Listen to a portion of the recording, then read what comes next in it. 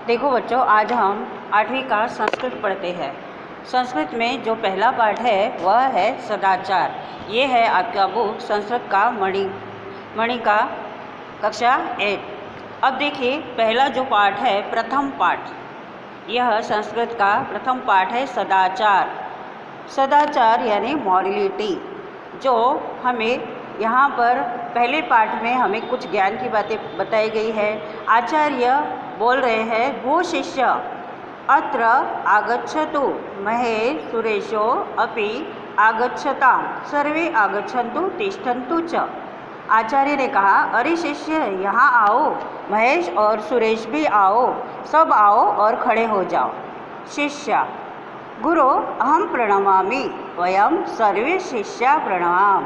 अब शिष्य ने कहा, गुरु मैं प्रणाम करता हूँ, हम सभी शिष्य प्रणाम करते हैं। आचार्य, आशीर्वादत्वा कथयति चिरंजीवी भव। आचार्य आशीर्वाद देकर कहते हैं, चिरायु हो। देखिए, जो मैं पढ़ रही हूँ और आपको बता रही हूँ, यह आपको भी घर पर पढ़ना है। एक बार में पढ़ा हुआ इतना ध्यान में नहीं रहता है, इसलिए आपको यह रिपीट भी करना है। अब शिष्या बोलती है, वो गुरुचरणा कृपया अध सदाचारस्य महत्व कथयाम। हे गुरुजी, कृपया आज सदाचार का महत्व कहो। शिष्य ने कहा, आचार्य सर्व तिष्ठन्तु श्रूयताम सदाचारस्य महत्वना। अब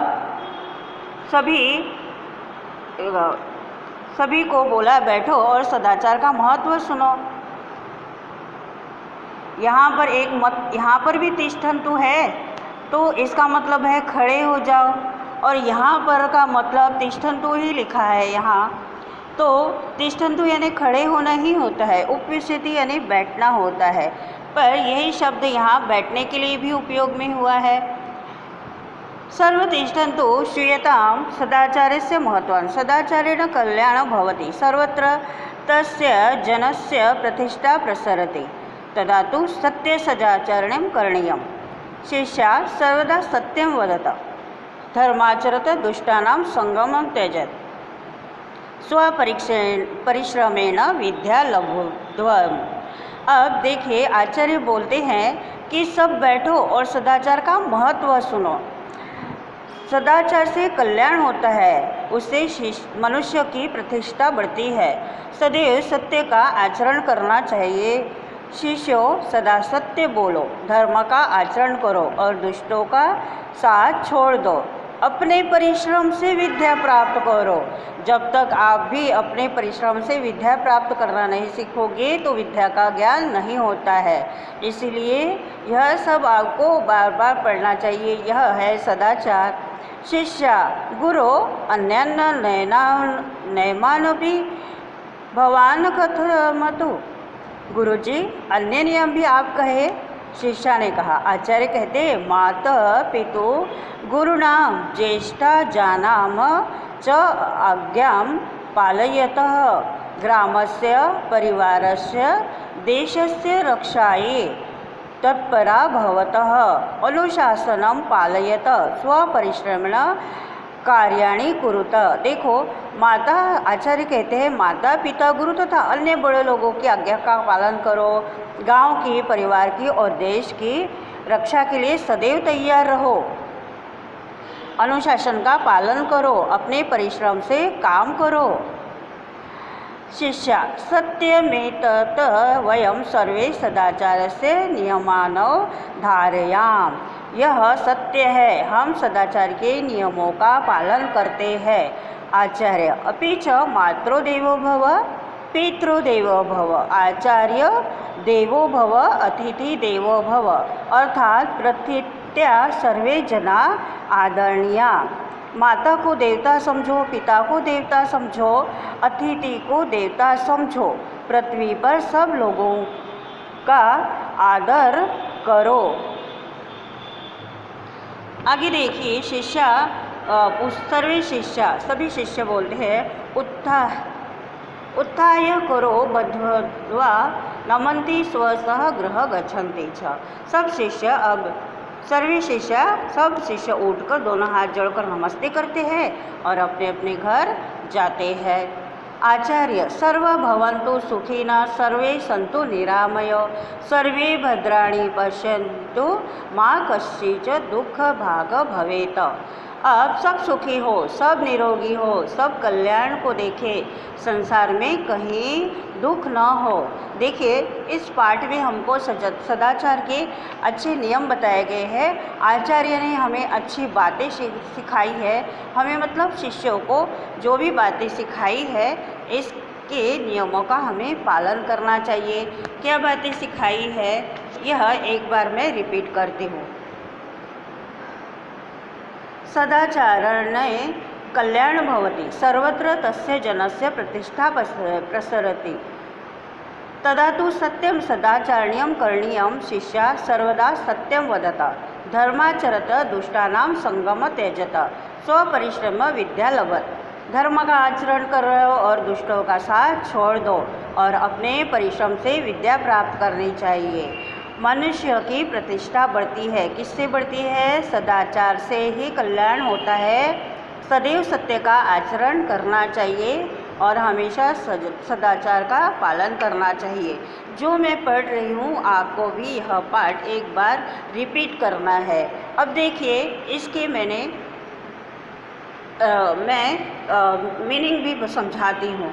वर्ड्स के मीनिंग तो वैसे ही आपको समझ में आते हैं, आप अच्छी तरह संस्कृत समझते हो, पहले 6 और 7 में पढ़ चुके हो, तो आप इतने छोटे नहीं हो कि छोटे बच्चों जैसे आपको पढ़ाया जाए। इतना तो आप शब्दार्थ मीनिंग आप पढ़कर ये लिख लेना है।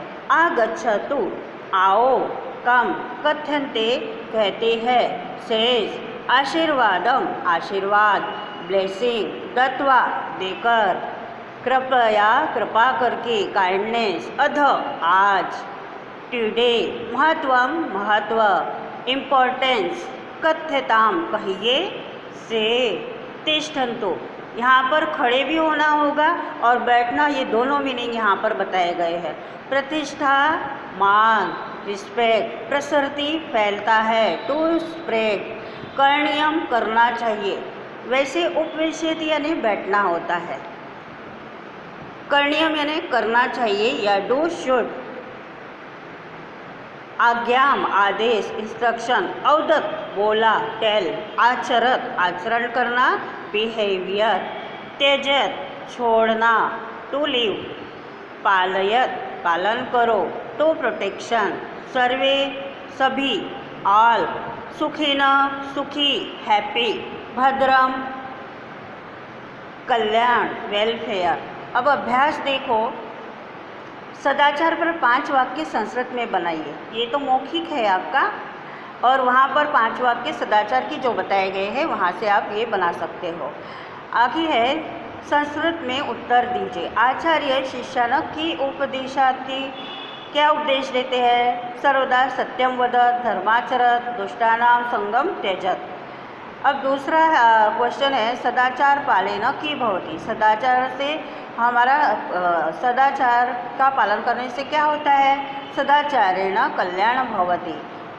क देवतुल्य अस्ति, मात्रो देवो भव, पितरो देवो भव और अतिथि देवो भव। रिक्त स्थान की पूर्ति कीजिए। ये आपको अपने बुक में से सारे रिक्त स्थान भरने हैं, यह आपका होमवर्क है। आगे देखिए संधि विच्छेदन। संधि विच्छेदन में एक संधि करना होता है और एक संधि के विच्छेदन होता है। शब्द दिए हैं उनका हमें विच्छेदन करना है। जैसे मैंने यहाँ पर कर दिया है धर्माचरत, धर्मम प्लस आचरत, ये जोड़कर धर्माचरत हो जाएगा। नियमानपि, नियम आनपि।